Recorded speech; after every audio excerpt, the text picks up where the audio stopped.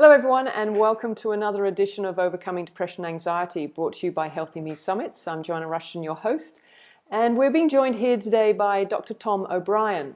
Dr. Tom O'Brien is an internationally recognized speaker and workshop leader specializing in the complications of non-celiac gluten sensitivity, celiac disease, and autoimmune disease, as they occur inside and outside of the intestines. He's the founder of thedoctor.com, and he is the visionary behind one of my most favorite summits, and that is, of course, the Gluten Summit, A Grain of Truth. Dr. Tom, thank you so much for joining us today. I'm very excited to have you here. Thank you.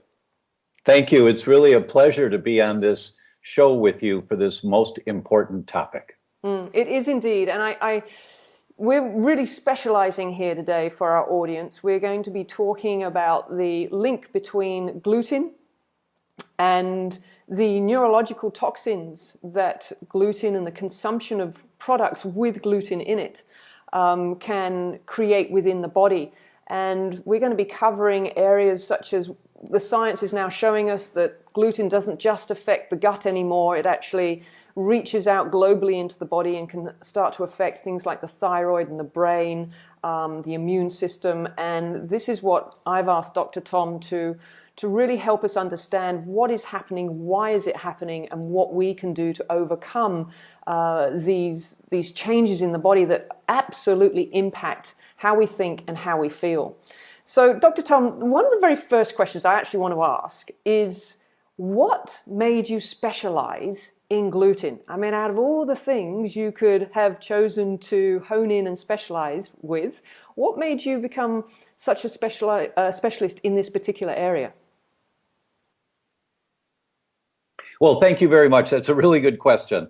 And it started 36 years ago with my ex and I being unable to get pregnant. And I called the 7 most famous doctors I'd ever heard of. You know, at the time I was an intern studying and not in my residency yet. And I called the 7 most famous doctors I'd ever heard of and asked them, what do you do for infertility? These are the holistic doctors back in 1979. And they all told me what they do. And I was writing furiously, you know, to get it all down. And I put a program together and we were pregnant in 6 weeks.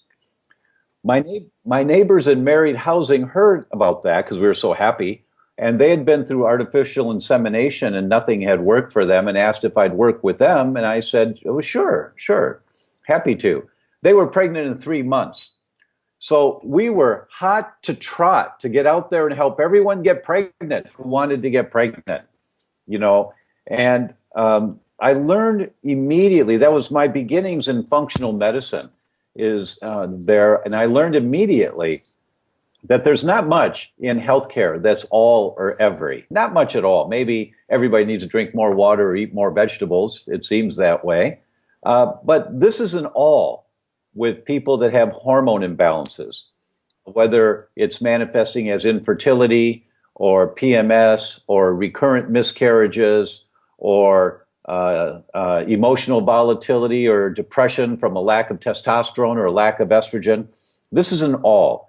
That every one of those people in the last 35 years, when you check accurately, every one of them had food sensitivities as a component of what was contributing to their endpoint symptoms. There's more going on than just that, but food sensitivities were a component. Now, how important is that component? Every disease, as far as I know, every degenerative disease in mankind today is a disease of inflammation. At the cellular level, it's always that the cells are inflamed. They're on fire. Now, it depends. Is it a kidney cell or a brain cell or a gallbladder cell or a muscle cell? That determines what kind of symptoms you get. You know, you pull at a chain, it always breaks at the weakest link. It's at one end, the middle, the other end. Your heart, your brain, your liver, your kidneys, wherever your genetic weak link is, that's where it's going to show itself. So wherever that inflammation is accumulating, damaging the cells, that's where the symptoms are. So there's a basic tenet in functional medicine when we teach all our doctors about functional medicine. The basic tenet is stop throwing gasoline on the fire. So you can't put Band-Aids on top of oozing wounds and expect that the wound's going to heal. right? You have to create an environment for the wound to heal. You have to create an environment for your osteoporotic bones to get stronger. You have to create an environment for the nerve connections in your child's brain to work more symmetrically to reduce the attention deficit. You have to make these connections, and the first thing is reduce the inflammation. It's a foundational principle with any healthcare concern, irrespective of what the healthcare concern is. So this is not another technique. This is not a better form of vitamin C or identifying amino acid deficiencies and giving amino acids that can produce such great results and help my mother, as an example. This is not a therapeutic prescription. This is a foundational principle that is so with every health condition that people have. The first thing you have to do is stop throwing gasoline on the fire. And that is foods that you may be sensitive to, or environmental exposures like lead or mercury or bisphenol A or DDT, whatever the environmental toxin is. But the most common thing that we're exposed to that's a gasoline on the fire is what we put in our mouth. Every forkful of what you put in your mouth is either inflammatory or anti-inflammatory. There's no neutrals except healthy water. That's the only neutral. Everything else is a little bit good for you or a whole lot good for you, or a little bit bad for you or a whole lot bad for you. There's no neutrals. So food sensitivities are a primary foundational principle that every healthcare practitioner should be looking at, and every parent should be looking at when you have a child that has some type of health issue. Food sensitivities are foundational. It's not like, oh, it's probably a good idea to check and see if there's some food. No, it's at every person. You just need to check and check accurately and thoroughly to make sure that you're not getting a false message saying there's no problem when there really is. For example, the allergists, most common testing that our allergists do is skin prick testing, right? They prick your skin to see if you're sensitive to a whole bunch of foods. It's a good test. The test came out in the 1950s. They've not changed the test. The test is almost 65 years old, and it's a good test, but it's not comprehensive. Now, what I mean by that, Mrs. Patient, your immune system is the armed forces in your body. It's there to protect you. There's an Army, an Air Force, a Marines, a Coast Guard, a Navy, IGA, IGG, IGE, IGM, IGD. They're all different branches of the armed forces there to protect you. When you do the skin prick testing, that's IgE. Let's say that's the Air Force.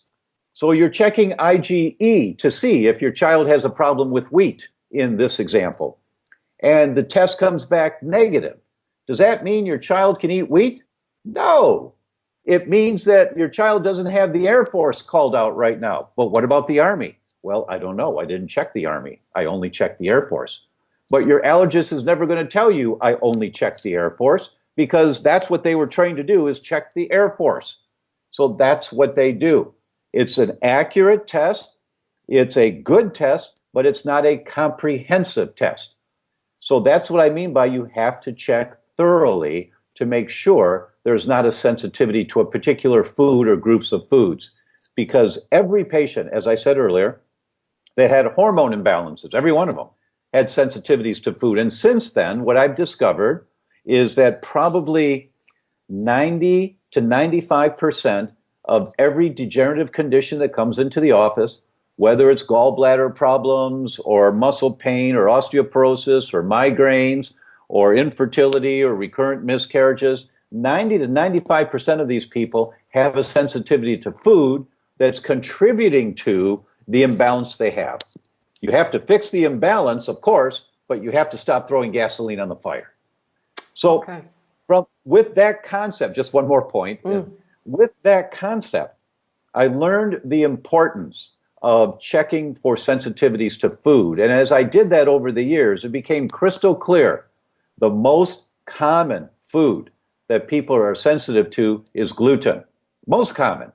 And there are over 20,000 research articles in the medical literature Research teams that spend 3 months, 6 months, a year studying one topic, and then they take a few months to write their paper up. They submit it to a journal to be published. The editor reads it, sends it back to them with a few comments, change this a little bit, and they do it again. So a year, year and a half, this research team has worked to carry this message out about gluten.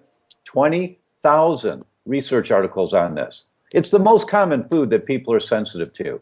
That is why I'm a specialist in this little niche, is because you're going to help more people get greater results for the vast majority of people if they understand this particular condition. Okay, so I've got two key questions there. One, in regards to the testing, have you in that case come across a definitive test that is the most comprehensive available to us today? And is there a name of that test? Is that easily done? Is it one test? Is it multiple tests? How can we get a clearer definitive yes or no for the foods that we may or may not be sensitive or intolerant to? That's a really good question. And the answer is yes, there is. Some background information. Mrs. Patient, think of gluten is a family of proteins. By the way, gluten is not bad for you. Bad gluten is bad for you. There's gluten in corn and gluten in rice and gluten in quinoa. There's gluten in a number of different grains and seeds and things. But it's the family of glutens in wheat, rye, and barley that are a problem. And a little pearl for you. Harvard just published a study this year. Fasano's team from Harvard published that no human can eat wheat without causing intestinal permeability. The slang term is the leaky gut. No human. And it happens in every patient immediately, every time they eat wheat. And the reason everybody doesn't feel sick when that occurs is because, Mrs. Patient, your intestines are a tube. The tube is 20, 25 feet long, winds around inside your abdomen. The inside of the tube is lined with shag carpeting. This shag, oh my God, you're in Australia. I just remembered something. Okay, this it's called a villi. This villi, maybe calcium's absorbed here, and this one magnesium, and these over here the fish oils, and these over here amino acids. All the villi absorb different nutrients. Celiac disease is when your shags wear down and you've got no shags, you've got Berber. That's a flat carpeting. But the shags are covered with a cheesecloth. Now, when you eat food, food's in a big clump. And our digestive enzymes have to break that food down into really small particles, tiny, tiny little pieces that go right through the cheesecloth to get into the bloodstream. And if the food molecule is too big, it's called a macromolecule, a big molecule, it can't get through the cheesecloth. It's got to go further down that 20 feet of intestines, being broken down by the enzymes along the way until it gets to be small enough and it goes right through the cheesecloth. It's a beautiful system we have set up. Intestinal permeability, the slang term is the leaky gut, is when you get tears in the cheesecloth. Now, the fastest growing cells in the body are the inside lining of the intestines. You have a whole new body every 7 years. We all do. Some cells reproduce very slowly. Some are very quick. The fastest are the inside lining of the intestines, the cheesecloth. Every 3 to 7 days, you have a whole new lining to your intestines. Now, you eat wheat, you eat a toast for breakfast, you tear the cheesecloth, but it heals. You have a sandwich for lunch, you tear the cheesecloth, but it heals. You have pasta for dinner, you tear the cheesecloth, then it heals. Day after week, after month, after year, after year, after year, until at some point you cross this imaginary line and you don't heal anymore. That can be when you're 2 years old, 22 years old, or 62 years old, and you don't heal anymore. Now you get the pathogenic intestinal permeability, the leaky gut.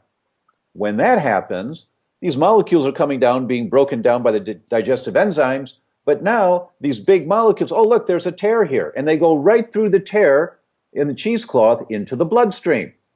There's a big molecule called a macromolecule. Your immune system says, whoa, what's this? This is not good for me. I better fight this. General. And you have Army, Air Force, Marine Corps generals in your bloodstream with nothing to do. General, you now are General Tomato.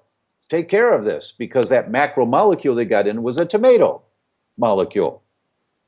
And now your General Tomato starts making antibodies to tomatoes, or beef, or onions, or bananas or papaya. And these are the people that do a blood test looking for 20 to 25 different foods, and they come back sensitive to 20 foods. Oh my God, that's everything I eat. Of course it is, because your immune system is doing exactly what it's supposed to do to try and protect you from these macromolecules that are getting into your bloodstream. When you heal the gut, 6 months later, you go back and check again, and now you're sensitive to 2 foods, maybe 3, not 20. And so that's background to answer the question about testing. Okay? Mm-hmm. So now think of proteins as a pearl necklace. Hydrochloric acid undoes the clasp of the pearl necklace. Now you have a string of pearls. Our digestive enzymes are supposed to be scissors that clip each pearl on the pearl necklace. And so that one pearl is called an amino acid, and it goes right through the cheesecloth easily into the bloodstream. The problem with gluten is that no human can break down this pearl necklace of gluten from wheat, rye, or barley into each little pearl of the pearl necklace. The best we can do is to break it into clumps of pearls. And there's a 33 pearl clump called alpha gliadin, a 17 pearl clump, a 19 pearl clump. There's over 60 clumps of the pearl necklace that have been shown to trigger the immune system to fight those clumps of the pearl necklace if they get into the bloodstream. The current testing around the world looks for one clump of the pearl necklace, the 33 pearl clump called alpha gliadin. It's a very important clump to test, but it's only one of many. No other lab looks for more than one clump. So if you come back positive to alpha gliadin, you got a problem, right? Your immune system is saying this is a problem. Great, you've been able to identify it. But if you come back negative to alpha gliadin, does that mean that you don't have a problem with wheat? No, it means you don't have a problem with alpha gliadin. And there are many different peptides, clumps of the pearl necklace that you might have a problem to. Your doctors don't know this. They still think when they order a test for you to look for sensitivity to wheat, say, okay, let's do the wheat test. See, here it says right on the lab form, wheat test, or a more sophisticated lab will say alpha gliadin. But so you say, oh, okay, you do the blood draw and they send it off and it comes back negative. And doc says, no, it's okay. See, here's a test. You're fine. But doc, if I eat wheat, I don't feel good or I get headaches. So, no, you're fine. See, here's a test result. It's all in your head. You must be depressed. Go see the psychiatrist. So what I'm hearing there, Dr. Tom, in that case, is that the best test out there is the one of self-monitoring of your symptoms. Your best test of all is if you stop eating a range of common foods that you may be sensitive to. In this instance, we're talking about gluten. If you remove gliadin from your diet and your symptoms are relieved, then that's your best test marker. Better than any blood test, better than any pinprick. Essentially, that the proof is in the pudding, regardless of what numbers on paper can tell you. Well, I want to come back to your comment because you're absolutely right in one sense and dangerously in another sense. Okay. So I will come back to that. But to continue with your previous question, the testing. Yep. A laboratory opened 4.5 years ago here in the United States. I helped to found this laboratory. It's called Cyrex Labs, C-Y-R-E-X, cyrexlabs.com. And the testing is now, and I'm no longer a part of the lab. I disassociated myself 2 years ago so I could talk on stage and in events like this without hesitancy, because I have no financial interest whatsoever. I wish I did, but I don't, right? And so I can say, this is the best test in the world. Right. And it looks at 10 different peptides of gluten, 10. And you rarely get false negatives anymore with the Cyrex Labs test, array number 3. Number 3, it's the gluten peptide test. So that's the best test in the world. It's available in the US, Britain, Ireland, and I know they're working on Australia and South America. I don't know what the status is because I'm no longer involved with them. But I know they're working on it. Okay. But that's the best test in the world. And other labs are starting to pick up on this now, and I know they're doing research to find their own testing looking at multiple peptides. So for a blood test, that is the best in the world. Any other blood test at this point may be a good test, but not a comprehensive test. Okay. Now to your point about the elimination diet. There is a danger in the elimination diet. The first part, you're absolutely correct. You eat wheat, you don't feel good? Do you think it's okay for you? Well, it's not too bad. It's not a big deal. Well, that's a whole different ballgame. But what you have to understand is that if you have any validation that wheat is a problem for you, whether it's in a blood test or whether it's you know that if you eat wheat you get headaches, or you know that you eat wheat and you get some other problem, if you get validation that wheat's a problem for you, the tendency, because we're human, is, well, if I have a little once in a while, it's not a big deal. I don't suffer, or I don't suffer much, so I can have a little once in a while. And the answer is no, you can't. Because wheat is the only food that we know, if you get elevated antibodies to this food, it's permanent. And that means if you don't eat wheat for 6 years and you go back, it's permanent. Here's why. If you get a vaccination for measles, they give you a shot of the bug measles. And so now you've got measles bug floating through your bloodstream. And your immune system says, whoa, what's this? This is not good for me. I better fight this. General, you now are General Measles. General Measles builds an assembly line. The assembly line starts producing soldiers that are called antibodies. The antibodies are trained to go after measles. Pause. I'm about to sneeze. Okay. The antibodies are trained to go after measles. The antibodies travel through the bloodstream looking for measles everywhere they can find it. And they fire a chemical bullet called a cytokine to destroy the measles bug. When all the measles bugs have been destroyed, General Measles, who's watching all this, says, okay, turn off the assembly line. I don't need any more soldiers right now. You shouldn't have measles antibodies in your bloodstream right now, unless you've been exposed, and then you should.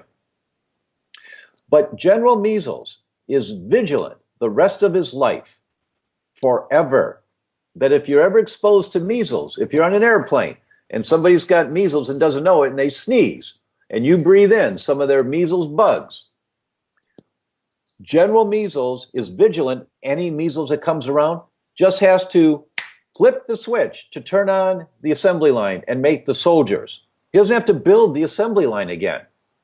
That's why if you go to Africa to visit, you need vaccinations months ahead of time for yellow fever, dengue fever, all these strange diseases.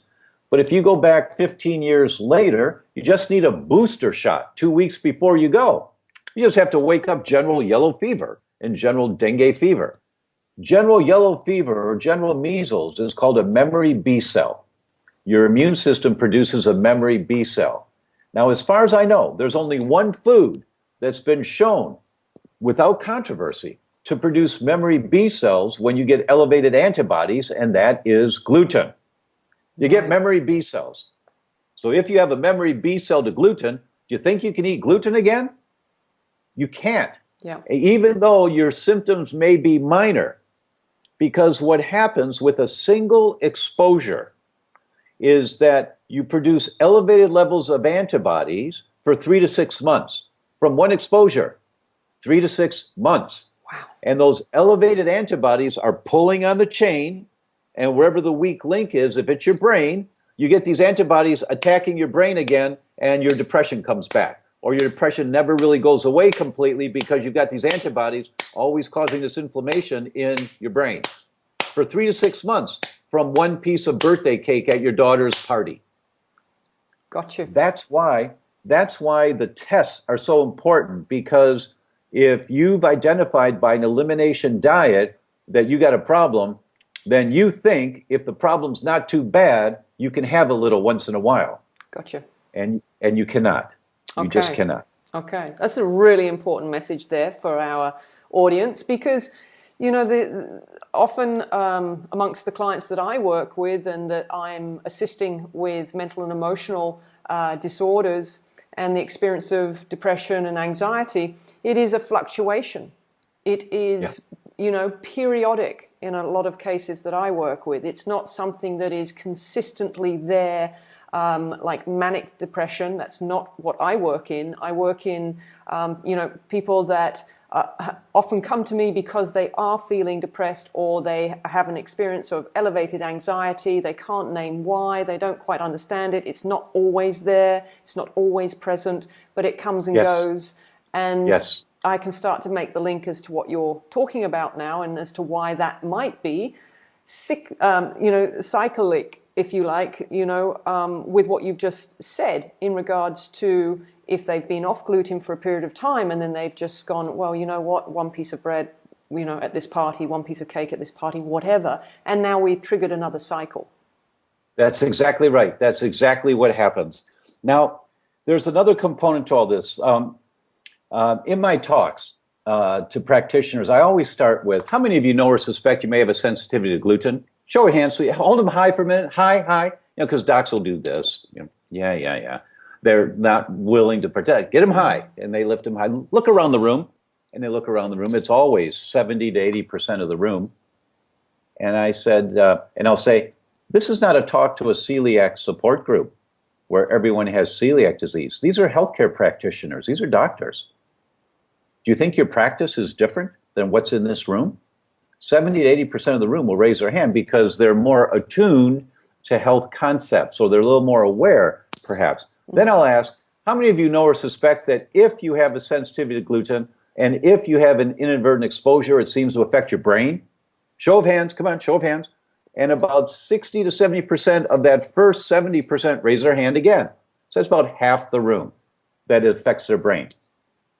And the ratio is 8 to 1. For every one person that has gut symptoms, there are 8 that don't. They have symptoms in their brain or their joints or their heart or their liver, but not in their gut. So if you think gut symptoms are the marker, you're going to miss it 7 out of 8 times.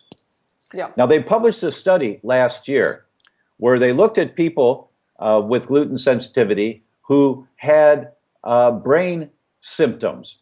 And they looked at 3 different categories, whether it was a loss of balance, if they close their eyes, they fall over, lift one leg up, close your eyes, you're fine, lift one leg, other leg up, close your eyes, you fall over.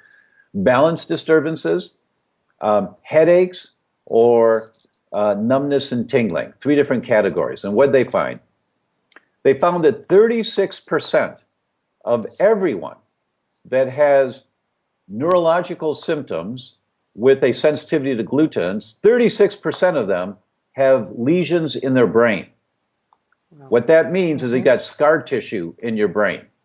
Doesn't matter what your age was. In children, it's 20% of celiacs that have lesions in their brain already by the age of 4 to 6, 20% of them. But 36% across the board of everyone they checked had lesions in their brain. If their symptoms were headaches, for those of you that get headaches if you eat wheat or some foods you eat and you get headaches, you don't know why.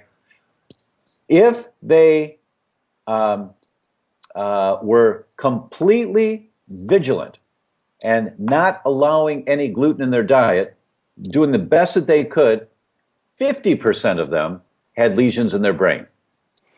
If they were not so vigilant and averaging gluten once every few weeks to once a month, 100% of them have lesions in their brain. Every single one of them.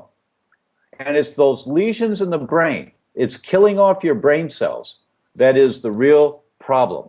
And I bring that up for this talk because it also causes shrinking in your brain. And the area of your brain that shrinks is the area of the brain that deals with anxiety and depression. So that the longer you eat the food that is inflammatory to you, gluten, and you may not feel too bad, you think you can live with it, you take an aspirin and you're fine, but you're killing off your brain cells so that the area of the brain, for this discussion, that deals with anxiety and depression keeps getting killed off. More cells, more cells, more cells, more cells. So you get less function, less function, less function. My basic premise is, you want to take your grandkids hiking in the Alps in your 80s? You need to have a good functioning brain to do that. And muscles, exercise and all that. But if your brain's not good, you got no balance, you can't deal with height, altitude differences, it's not going to happen. So it's killing off your brain cells little by little by little by little that is accumulative. Now, if that's the weak link in your chain, if it's your heart, it's going to be killing off your heart cells little by little by little by little. I'll give you an example. A man came in who, at 44, very healthy looking guy. All of his blood tests were really good, really strong and healthy. His body fat was 14%. That's really good for a 44-year-old guy. Eats meticulously, because his father died at 44 of a heart attack. His two older brothers died in their 40s of heart attacks. And so when he was in his late 20s, his last brother died, and he was the last male in the family. He went to a cardiologist that put him on a statin drug. He didn't need it, but put him on a statin anyway to protect him. So now he's 44, and he said, I heard about your test. I want to do your test. So we ran the test on him that he wanted that looks at tissue antibodies. Where's the weak link in your chain? And it looks at 24 different antibodies, and 3 of them were to the heart, 6 to the brain, to see, is that link being pulled and pulled? Do you have elevated antibodies? Well, he had all three antibodies to his heart, sky high. Sky high. So his immune system was killing off his heart, cell by cell by cell by cell.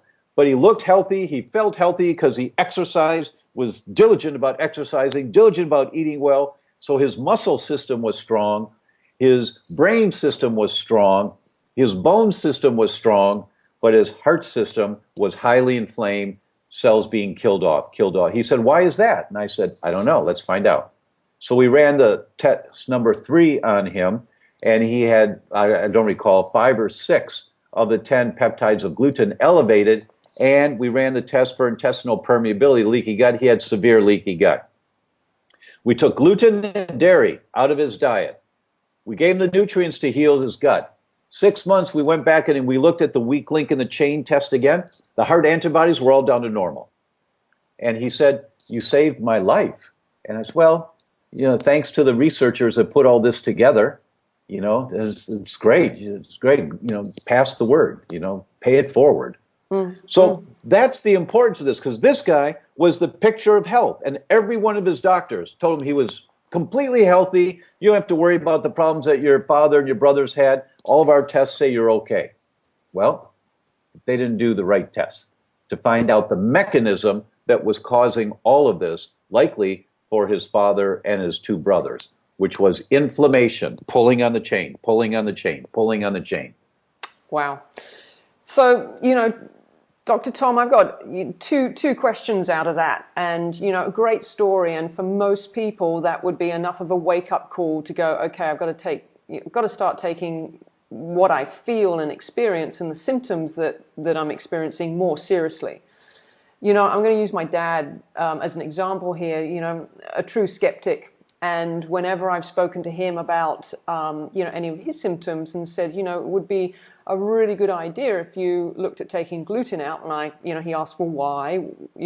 Why would I stop doing what I've done for my whole life? Why all of a sudden now, after, he's in his 70s, why all of a sudden now am I showing symptoms or signs of what you call a gluten sensitivity? So you've explained that to us.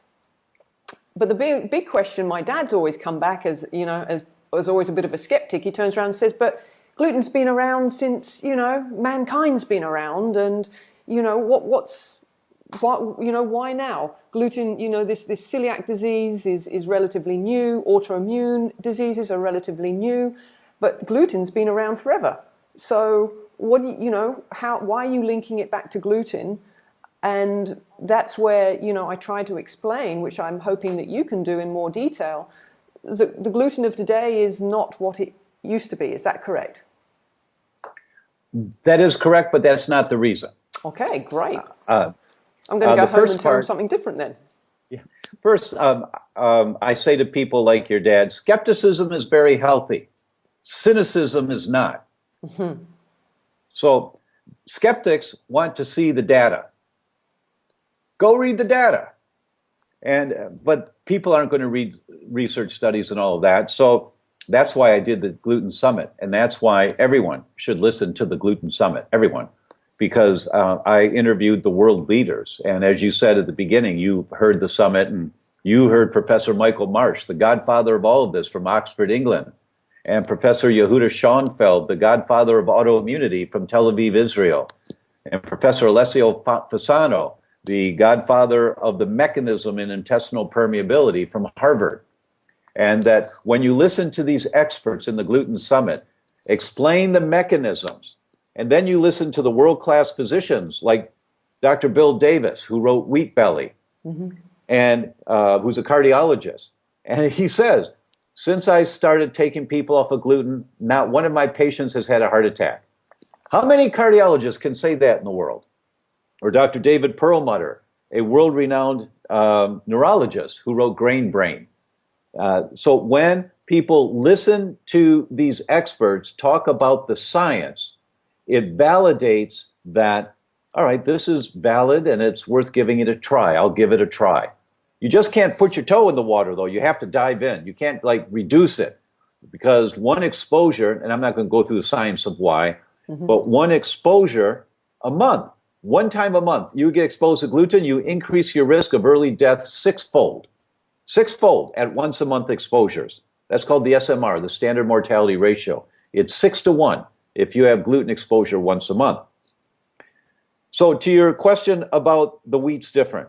Yeah, it's different. It's called the 50-50 rule. In the last 50 years, the gluten content's gone up by 50%, and that makes it a little more difficult to digest. It does, and that's a component.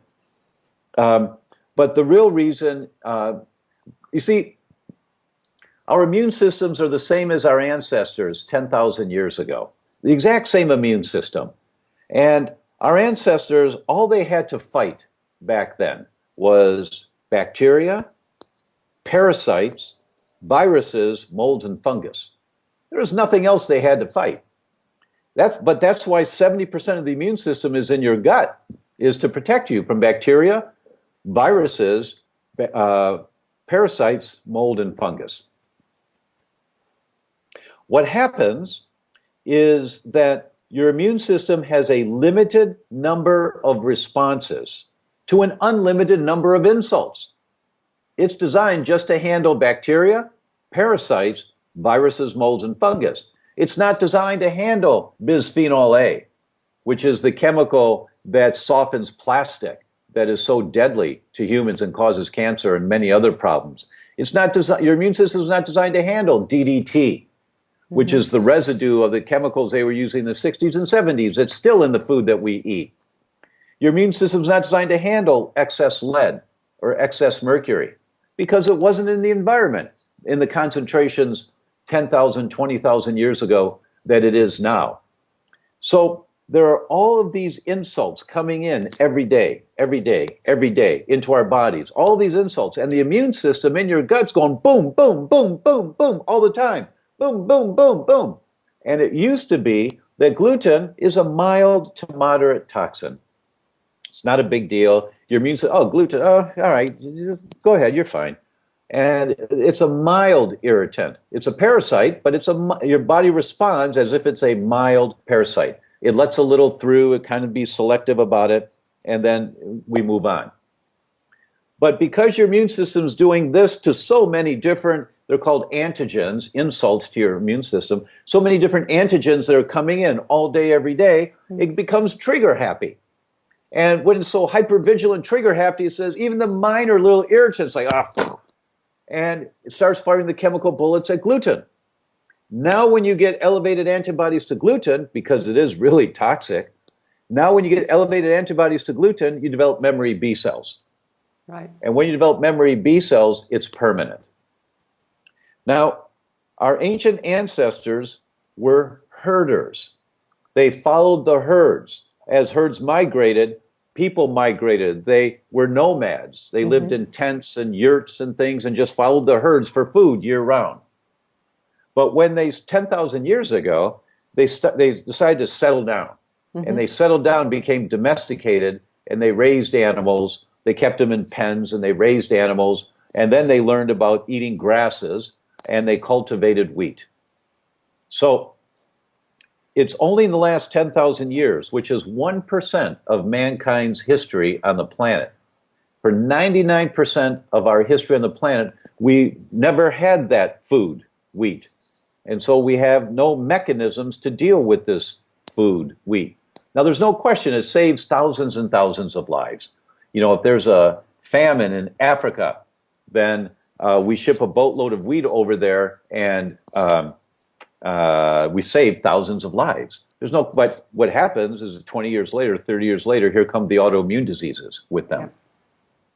And the last part to your answer, or to your question, is some people will say, but it's in the Bible that we've been eating wheat, we've been eating bread, it's in the Bible. It's so good for us. And my answer to that's very clear. With all due respect, no one on the planet is eating the bread that Jesus Christ ate. Stop using that as an excuse. It's a toxin to your body today. And that pretty much nails it, right? It does. It does. So, you know, with everything that you've explained across the multiple systems of the body that gluten can affect, what I'm hearing is that, you know, it's literally a neurological depressant. Whether it's becoming irritating the central nervous system through the gut, or it's irritating the central nervous system through the attack on the brain or the heart or the thyroid, no matter where and what it comes in to attack, it's going to affect the central nervous system to a point where that's where we can correlate and create the link between a lot of the depression and anxiety that this particular food substance can trigger. Would that be a fair assumption? You're correct in that it affects the central nervous system more than any other tissue in the body. But it's not always a depressant. It may be a stimulant. It may give anxiety. There's something called, this is a big Scrabble word, hypoperfusion. Hypoperfusion means a lack of blood flow into some area of the brain. 73% of people with gluten sensitivity have a hypoperfusion in their brain, a lack of blood flow. And when 73%. And in the studies, it always caused a lack of blood flow into the frontal lobes, the front of the brain, which is where anxiety and depression originate from. In some people, it would cause hypoperfusion in the occipital area, the back of the brain. That's where seizures come from. That's why you see so many studies on people, 50% of children with drug-resistant epilepsy. That's a terrible diagnosis, that you've tried many drugs for your children for their seizures and the drugs aren't working. 50% of these children go into complete remission on a gluten-free diet. Wow. 50%. Yep. If that's the area of the brain where the hypoperfusion was occurring. When you look at the autism studies, children that have the same autistic behavior, let's say it's repetitive motions, they keep doing the same thing over and over and over again, those children all have hypoperfusion in the same area of the brain. Those children that have a lack of communication, a lack of eye contact, have hypoperfusion in a different area of the brain. Now, 73% of people with a gluten sensitivity have a lack of blood flow into their brain. 3 out of 4 people. That's another mechanism by which the impact of gluten on the brain may occur. And it always included the frontal lobes in the studies they did. That's anxiety and depression. And it may include other areas for other symptoms in the brain. So it's not always going to manifest as depression, but it likely could manifest as depression, especially in those people with a history of more than one antidepressant medication. They try something, it works a little bit for a while, then they have to switch it out, it doesn't work anymore, so they try a different medication. Those people are slam dunks. You put them on a gluten-free, dairy-free, sugar-free diet, in 3 weeks, they notice the difference that quickly. Now, I've also heard you talk about the suicidal rates are a lot higher in people with celiac disease. Yeah, children diagnosed with celiac disease have a 40% increased risk of suicide with or without a gluten-free diet. 40%. 40%. And that's scary, especially when we think about those that go undiagnosed. That's exactly right. That's exactly right. How many of those kids and young teenagers that take their own lives may have had a lack of blood flow in their brain, so they couldn't think clearly. And also, that's one aspect. Another aspect of it, it's called social phobias. That children diagnosed with celiac, they go to school and they can't eat what they want to eat, and so the kids make fun of them. And so they don't want to go to school. They don't want to go out on Friday night with their friends, and they don't want to participate with life. It's called social phobia, and it's a huge problem, and that's where a lot of the depression comes from. And so, of course, seeing a counselor to talk about that's important, but obviously stop throwing gasoline on the fire so you can get blood flow back into the brain again. Absolutely, absolutely. Let me tell you one more study with kids. Yep. In Finland, they've known that cardiovascular disease, #1 cause of death. So they wanted to do a study on 5,000 kids to see, and we'd like to follow them for 20 years to see if there are any patterns, if there's anything that makes them more vulnerable to cardiovascular disease. And what did they find? Researchers heard about that, and every year they did blood work on these kids. They got their grades from school. There were questionnaires. Any trouble with the law? Are you playing any extracurricular sports? Any other activities you're involved in? And they'd freeze the blood every year. Other researchers heard about this and said, can we have some of the blood? We want to check those kids for silent celiac disease. What's silent celiac disease? Celiac disease is when you got this problem, but you don't get gut pain, so you don't know you got a problem. Maybe it's affecting your brain. Maybe it's affecting your kidneys. It's affecting some other area. So you don't know the food you're eating is causing the symptoms that you've had on and off throughout your life. So they said, sure, you can have some of the blood. So what happened? There were 2,400, just over 2,400 people in the study 20 years later. So they started with 5,000 and people moved away or they just dropped out. They had 2,400 and I think 56 still in the study. They found that just over 50 of them were silent celiacs. That the blood work that they looked at from when they were a kid showed they're silent celiacs. So they looked at these kids. What happened to these kids? Now they're in their 30s. What happened to them compared to the others? And they said these kids were the same as everybody else. Same socioeconomic class, same neighborhoods, same cultural backgrounds. Everything was same causes of death in their parents if the parents had died. Same kids. What'd they find? Those celiacs that didn't know they were celiacs, 24% of them went on to get college or university degrees.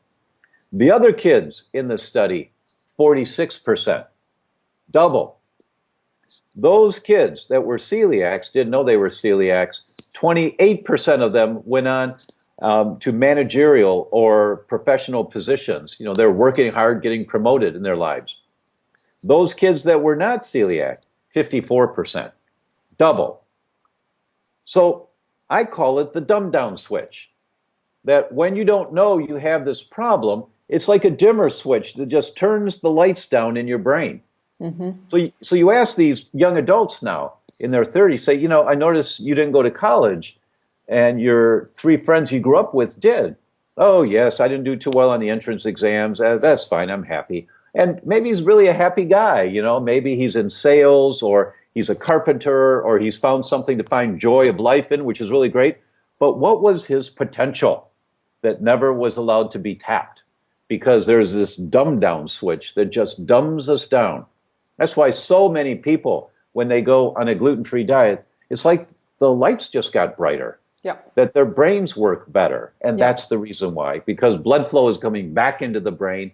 The antibody load is going down in the brain. There's less inflammation in the brain, more blood flow going in. There's actually 14 mechanisms. I've just given you 2 of them here today.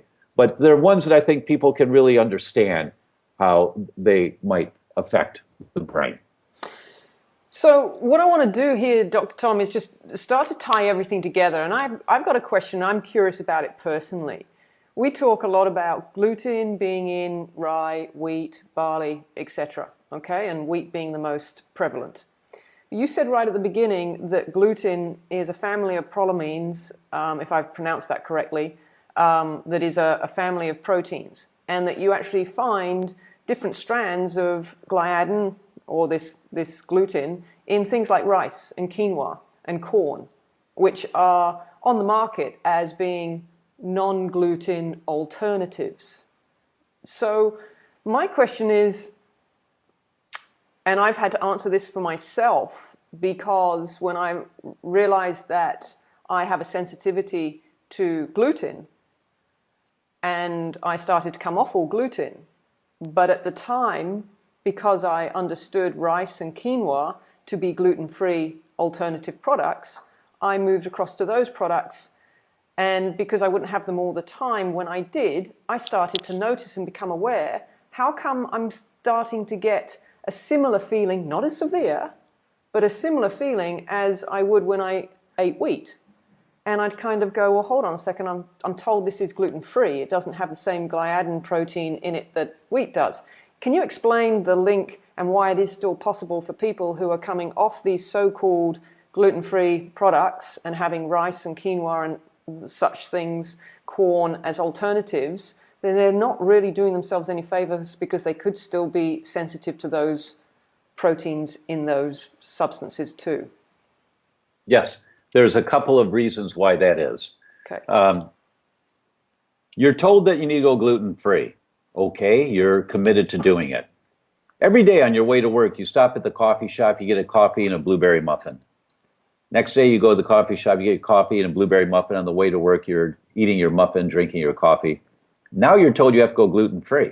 So you go into the coffee shop, you get your coffee, and, oh, I'm not going to get that muffin. Oh, I'd really like to, but no, I'm not going to get that muffin. And you go away, and the next day you come back and you order your coffee, and no, I'm not going to do it. And the next day you go to coffee and say, oh man, I really miss that muffin, but no, I'm strong, I'm feeling a little better, and so no, I'm not going to do it.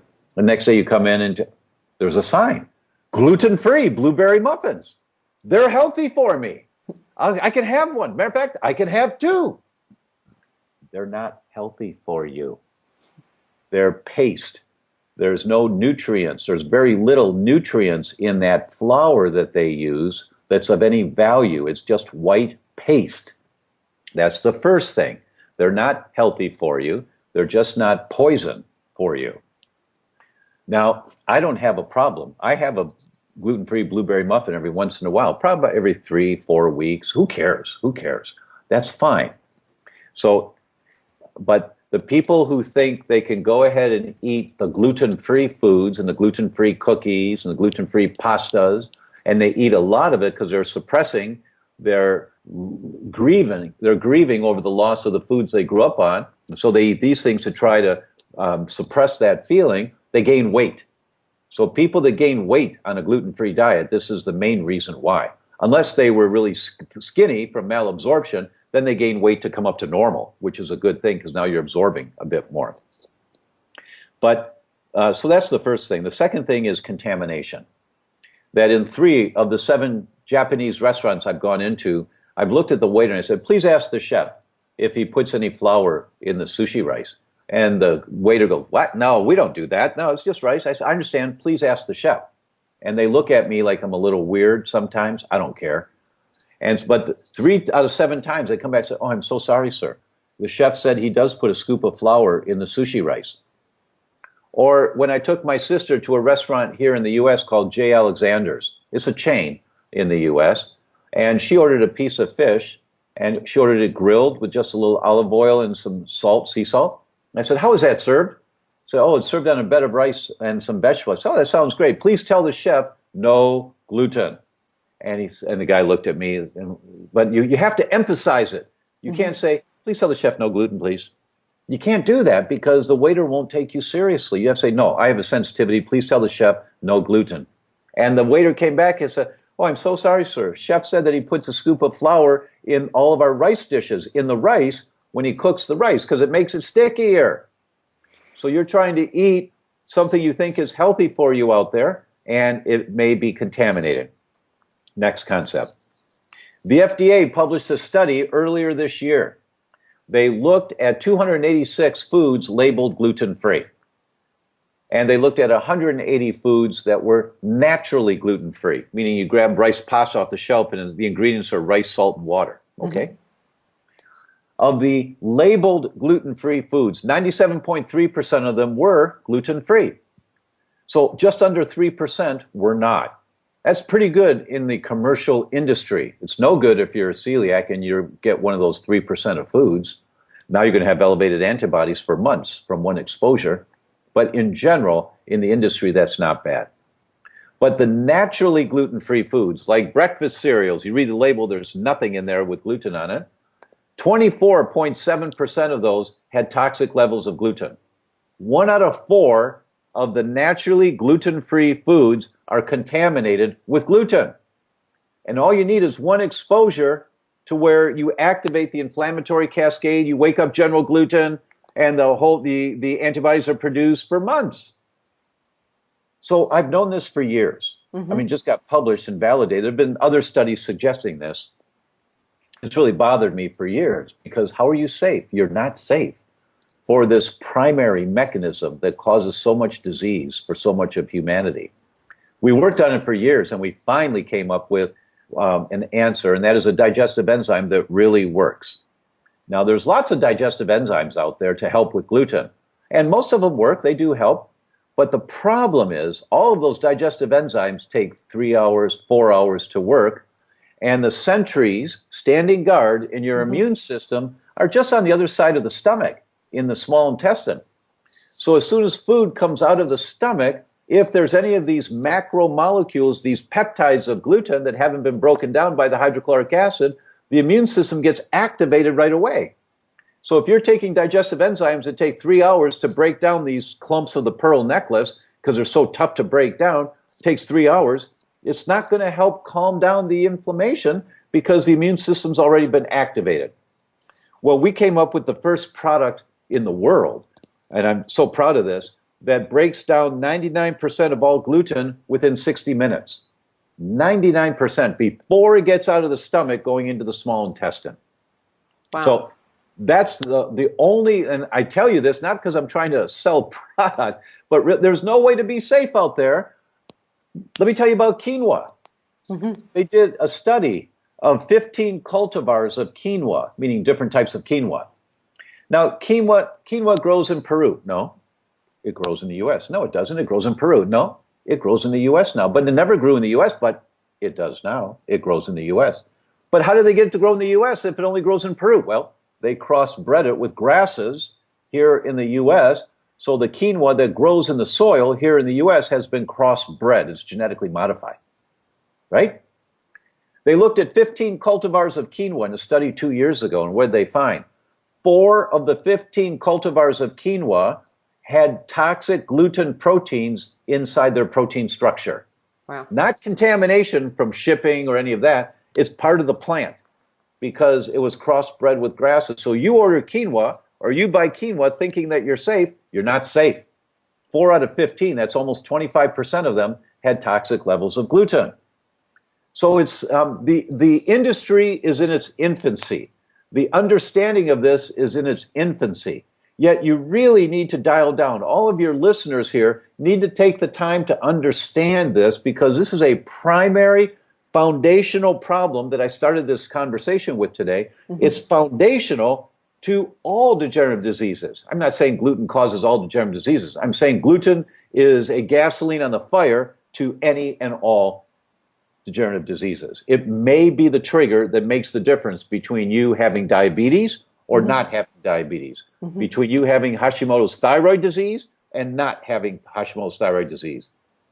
Listen to this, those with Hashimoto's and their celiacs need 49% more thyroid medication than Hashimoto's patients who are not sensitive to gluten. You put them on a gluten-free diet, within 6 months, their medication requirements go down 49%. Wow. Yeah.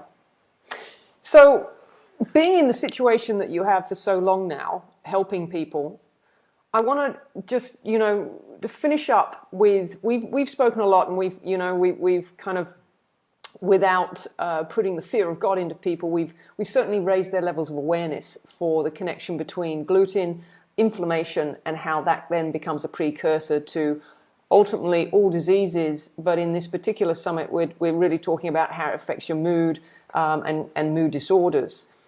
So if you've got people that are coming to you, being diagnosed celiac is one thing, we cut it out. There's just not an option there. being diagnosed as being sensitive, and the scale of sensitivity, as we know, is as long as a piece of string, how people respond. What are the sort of things, when you're coaching somebody who's come back as being positive with a non-celiac gluten sensitivity, but they have a low to medium response? It's kind of like it's there, but it's not painful enough whereby it's not a big enough motivation. And so how do you what are the things that you start to suggest? Because for people to go cold turkey and cut it out altogether, especially when we also know that a lot of these wheats and glutens have these opiate receptors that stimulate, almost addictive responses in the brain that keeps you addicted to it in the first place. So what are the kind of tips and solutions and coaching tools that you give to people? What's the rainbow bridge that you create for them to say, okay, we need to get you over here, but we can't just pull you off it altogether? Or do you just turn around and say, it's your choice, you just got to come off it? Or do you actually have some stepping stones? It depends on the individual. If their blood tests show that they have elevated antibodies to gluteomorphins, one of the peptides of wheat when it's not broken down thoroughly, the gluteomorphins bind on the opiate receptors and stimulate an addictive quality. So if they have elevated antibodies to gluteomorphins, you don't take them off the product right away. You wean them down, or else they have withdrawals. Mm-hmm. And so you want to make it as easy as possible. I just wrote the foreword for a new book that'll be a cookbook that's coming out, and her name is Shaw. And it's just a marvelous concept, and I'm giving her credit because I'd never thought of this. That she has in her cookbook, she has people learn 10 recipes, gluten-free recipes that your family likes. Cook them, start using them. Then you go gluten-free. After you've got 10 recipes that you've already got agreement are great recipes, as opposed to going gluten-free and then experimenting to see what's going to work and not work. So you don't want to make your life more stressful than it has to be. Now, if you're suffering dramatically, if you've got symptoms like depression and it's keeping you from functioning in life, you're gluten-free tomorrow. And you just find someone, you find a coach. I've got a certified gluten practitioner program. I train healthcare practitioners on all of this. And so they've got the deep down, they really understand it in detail, and they know how to work with people. And we have 10 of them in Australia now, which is really great. But you want to find someone who is familiar with this world. And what I usually recommend is you go to a celiac support group meeting. Mm-hmm. And most major cities have celiac support groups now. So you look for the person, and I tell doctors to do this, you call the person that runs the meeting, say, hi, who's a dietitian or a nutritionist who attends your meetings that really knows this and is really good at this? And that's the person that the doctor refers his patients to, so that she can guide them on how to do this successfully. So it's an adventure. It's always an adventure to do this. And if you're suffering, you go cold turkey and you hire someone to help you do this, so you do it comprehensively and you're successful at it. If you're not suffering dramatically and you say, well, I can transition, you get your recipes ahead of time. There are many, many cookbooks out there now on this, many recipes on the internet, gluten-free, dairy-free. Always include dairy-free, always, because 50% of people with gluten sensitivity also have a sensitivity to dairy. And if you keep eating the dairy, your body thinks you're still eating gluten, and your gluten antibodies stay up, and you keep pulling on the chain. Wherever the weak link is, you get the brain antibodies or the heart antibodies, whatever it is. So you take dairy out immediately also, and then you see later on if you can add dairy back in. Okay. Look, Dr. Tom, this has been amazing information, filled with the science of it, the understanding, the hard data, as well as a really good comprehensive insight as to what's actually happening in our bodies, so our viewers can get a greater understanding of why they get the response that they get when they do eat these types of foods. And I think the other thing that I want to put out there is that it is a journey to start to learn all the different types of foods that gluten is in, because no longer is gluten just in our flour products or our starch products that we know as the common wheat, cereals, pastas, grains. Now gluten is in all sorts of things, from sauces to dips to all the things that you wouldn't even think in your mind. They're in, Rice, it's sushi rice, lipstick, hair shampoo. There we go. Not even foods that we consume, but products we put onto our body, and the skin absorbs it, and we're still going to have the same response coming in that way. They're in spices and herbs and things that we flavor our food in. So I just want to bring that awareness to our audience that, it goes beyond just the obvious, and you have to, really start thinking outside of the box if you're really wanting to take back control and get a better balance mentally and emotionally when we're looking at these food sensitivities that are creating that imbalance in the mind and body. So the last thing I want to ask, if I may, we're putting together a Healthy Me Summit's positive affirmation ebook, which is really an ebook of I ams from all of our speakers, so that we can just continue to inspire all of our listeners. They can download it as they go through and listen. They are able to download the ebook and turn to a new page every day and read somebody's inspirational affirmation so they can start to create their own. So I'm going to ask you, Dr. Tom, would you share with us an I am that you choose to be for today? Yes, I'd be happy to. And this is a little longer. This is from George Bernard Shaw. And if your listeners read this a couple of times, I think that you will find it's kind of, ooh, okay, let's get it on. This is the true joy in life, the being used for a purpose, recognized by yourself as a mighty one, the being a force of nature instead of a selfish, feverish little clod of ailments and grievances complaining the world will not devote itself to making you happy. I am of the opinion my life belongs to the whole, and it is my privilege to do for it whatever I can. Life is no brief candle to me. It is a sort of splendid torch that I have a hold of for the moment and want to make burn as brightly as possible before passing it on to future generations. Profound. And one that does need to be read to absorb the many layers and the many messages. Yes. Dr. Tom, thank you so much for your time and knowledge and wisdom. It's been fantastic, and love the opportunity to educate our listeners and give them a greater understanding of what their choices can create. And hopefully, when they make the choices that are life affirmative, then they get to experience what they actually are wanting to experience in their life. So thank you so much for joining us. We really appreciate it, and I look forward to the next time we get an opportunity to connect.